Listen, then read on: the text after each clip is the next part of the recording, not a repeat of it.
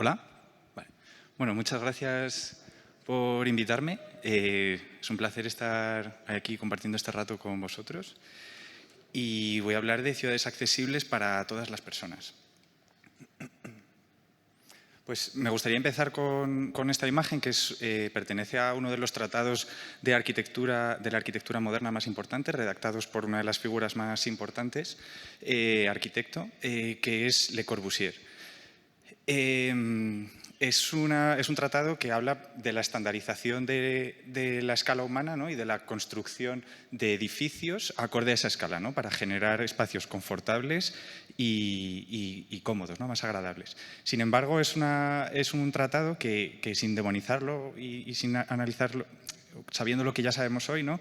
Dejaba fuera muchas otras perspectivas, como diferentes condiciones físicas o la edad o el género, ¿no? Cosas tan básicas que a día de hoy poco a poco ya se van teniendo más asumidas. En línea con esto, también Le Corbusier propuso ideas de ciudades que primaban la eficiencia y la segregación. ¿No se oye? ¿Ahora? Perdona. Pues, bueno, en línea con lo que comentaba anterior, se proponían ciudades que primaba la eficiencia en la circulación y la segregación de usos, ¿no? Donde tú vivías en un sitio, trabajabas en otro, el espacio para el coche estaba súper segregado del espacio para la circulación de los peatones. Sin embargo, menos mal que vino Jane Jacobs, que no era arquitecta, sino periodista, con su libro Muerte y vida de las grandes ciudades americanas. Y hay una cita muy interesante que dice: las ciudades tienen la capacidad de proporcionar algo para todo el mundo solo porque y solo cuando se crean para todo el mundo. Y la idea principal de Jane Jacobs era que la verdadera riqueza de las ciudades radicaba en la diversidad, ¿no? No solo la diversidad de usos, sino en la diversidad de usuarios. Entonces, para mí una ciudad accesible es aquella que es capaz de adaptarse a cualquier diversidad funcional, ¿no? Ya sea motora, sensorial o cognitiva. Es decir, que cualquier persona con cualquier diversidad funcional no solo es capaz de encontrar su sitio, sino que además es capaz de relacionarse con el resto de usuarios. Y lejos de ser una cuestión que afecta a un sector de la población muy concreto, si vemos la pirámide poblacional de España, vemos que en cuestión de 100 años casi se ha invertido, ¿no? Y que para 2050 aproximadamente entre el 35 y el 40% de las personas seremos mayores de 65 años, ¿no? Por lo tanto, ya no es la diversidad funcional, el diseñar para cualquier diversidad ya no es una cuestión para unas pocas personas, ¿no? Es algo que nos va a afectar a todos en algún momento de nuestra vida.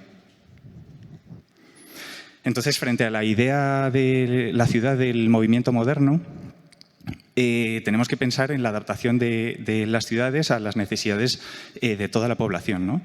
Y, por ejemplo, hay casos que son muy ambiciosos, como el proyecto de las superillas de Barcelona, que ha sido bastante mediático y también bastante criticado, pero es muy interesante en lo ambicioso que es, ¿no? Y consiste básicamente en reducir el espacio que estaba destinado a la circulación de tráfico rodado y devolvérselo a las personas. De manera que el espacio peatonal se amplió muchísimo más y se generaron no solo espacios más accesibles, sino también espacios más sostenibles, ¿no? que son capaces de relacionarse más con la naturaleza y ofrecer eso a los ciudadanos, ¿no? Además, yo pienso que las ciudades, además de facilitar su uso y su desplazamiento, también tienen que ser capaces de proveer de estímulos a cualquier persona, ¿no? Y que incluso que se conviertan en lugares de aprendizaje. Y lejos de ser esto una cuestión que afecta a la disciplina arquitectónica o urbanística, es una cuestión multidisciplinar, ¿no? Que requiere enfoques multidisciplinares que engloban pues desde sociólogos a arquitectos o, por supuesto, políticos y también ambientólogos. O sea, es una cuestión que atraviesa. O sea, al ser una realidad tan compleja, necesita un enfoque también acorde a esa complejidad. Una de las primeras cosas así más inmediatas, ¿no?, a la hora de diseñar ciudades accesibles es la de los recorridos accesibles, ¿no? Y en ese sentido, el Código Técnico de la Edificación establece unas distancias máximas en función de la pendiente de la rampa y determina itinerario accesible aquel itinerario que, considerando su utilización en ambos sentidos, cumple condiciones específicas de desniveles, espacios de giro, pasillos, pasos, puertas, pavimentos, pendientes. Bueno, esto es un rollo, pero es muy interesante porque hay una parte que para pendientes por debajo del 4%, a nivel normativo no se considera rampa. Entonces, ya que se considera que la seguridad de utilización de una pendiente inferior al 4%, se puede llegar a garantizar, obviamente hay que analizarlo, y puede ser muy interesante, por ejemplo, cuando tienes recorridos, espacios muy grandes y capacidad de desarrollo de esa rampa, puedes llegar incluso a alojar ciertos programas, ciertos usos que hagan desaparecer esa rampa, ¿no?, y que se convierta en un espacio de estancia. También se ha de garantizar una orientación intuitiva y segura.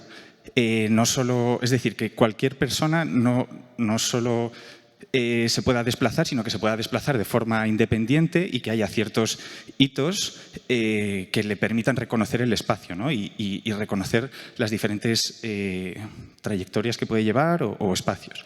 Entonces, existen, por ejemplo, pues pavimentos podotáctiles, pero hay muchas otras estrategias que quizá no están tan desarrolladas, como texturas, olores, iluminación, colores. Y en ese sentido, por ejemplo, la vegetación, como comentaba antes, puede proveer también no solo de espacios de sombra, sino también de ser capaz de generar estímulos a las personas, ¿no?, que se encuentran ahí. Incluso poder ver naturaleza dentro de la ciudad y poder ver, por ejemplo, pues el paso de las estaciones en la ciudad, ¿no?, y ver tu ciudad cambiar, reconocerte en ella.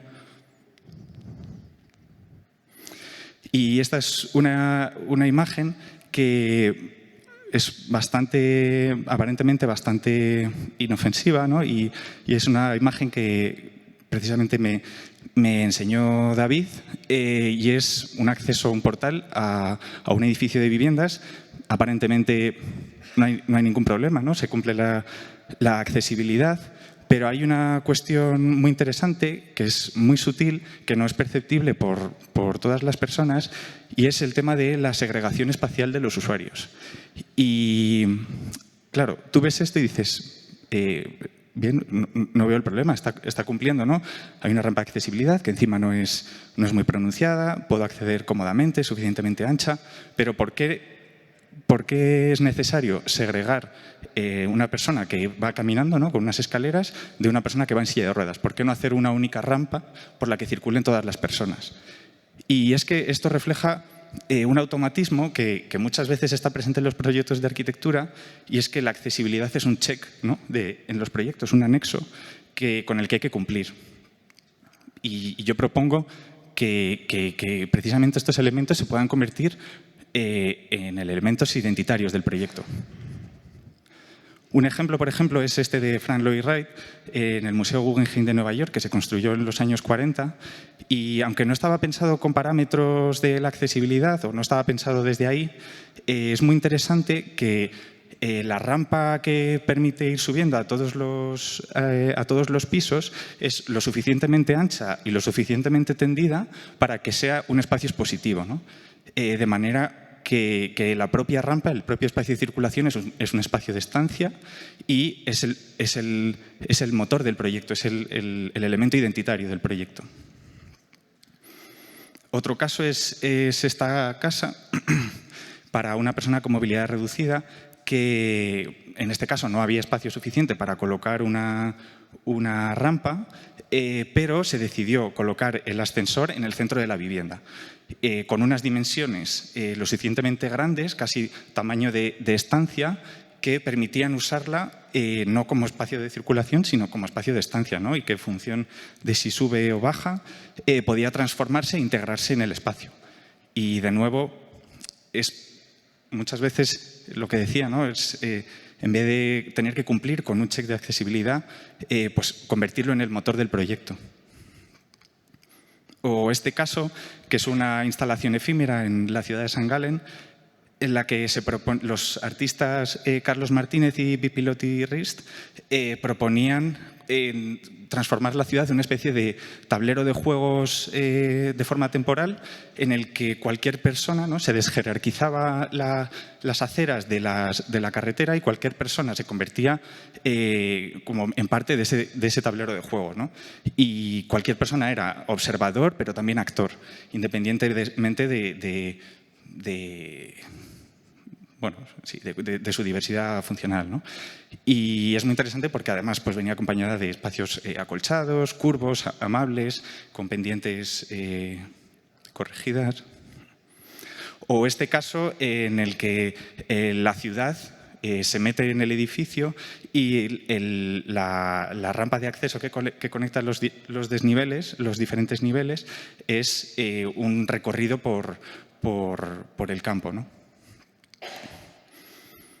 Y voy a terminar con algunos retos, digamos que necesarios todavía en la actualidad, que es que, por ejemplo, solo entre Madrid y Barcelona hay aproximadamente 1 millón de viviendas sin ascensor. Es decir, que de poco sirve hacer una ciudad que sea accesible si luego los edificios que hay en ella no puedes acceder a ellos. O si una persona con movilidad reducida o con cualquier otra diversidad funcional no tiene la oportunidad de acceder a una vivienda, ¿no? En esa ciudad. Entonces, al final, la desigualdad ya no solo existe en la propia ciudad, sino también en los edificios que la forman, ¿no? Y también en Madrid, por ejemplo, solamente el 5% en los concursos públicos de vivienda solo se exige más o menos un 5% que las viviendas sean para personas con movilidad reducida. Y esto abre pues, un gran melón que es muy complejo porque no solo afecta a las condiciones de habitabilidad, porque en promoción pública en Madrid las condiciones de habitabilidad son bastante restrictivas, tienes una manera muy concreta de acceder a los dormitorios, de acceder a los baños, pero también, por ejemplo, protección frente a fuego. Si tú tienes, por ejemplo, la manera de asegurar la evacuación frente a fuego de las viviendas es que las viviendas públicas, si no están en planta baja, tienen que tener una zona de refugio desde la que poder acceder desde fuera para poder evacuarlas, porque en caso de incendio no puedes usar las escaleras ni el ascensor si estás en silla de ruedas. Entonces eso te obliga a colocar las viviendas muchas veces en planta baja. ¿Y por qué una persona con movilidad reducida tiene que vivir en planta baja? Muchas veces puedes querer tener buenas vistas, ¿no? como cualquier persona. Y otro tema que abre también en ese sentido es, por un lado, la normativa de habitabilidad, ¿no? Aprender, quizá repensar los modelos de habitabilidad que queremos hacer, ¿no?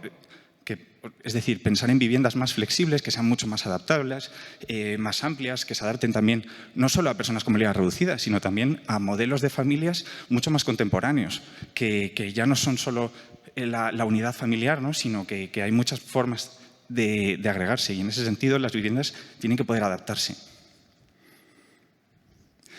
Y, por ejemplo, el caso anterior, que era para una persona con movilidad reducida, y este caso no estaba pensado desde la accesibilidad en sí misma, pero propone una sucesión de estancias que están mucho más conectadas entre ellas, y esto es muy interesante porque vuelve de nuevo a la no segregación de las personas, ¿no? Es decir, que tú desde tu habitación puedas seguir viendo toda la casa y que no estés recluido en tu habitación, ¿no? Sino que formes parte de un continuo.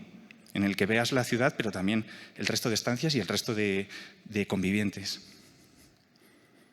Entonces, bueno, repensar nuestras ciudades también implica repensar nuestro modo de vivir.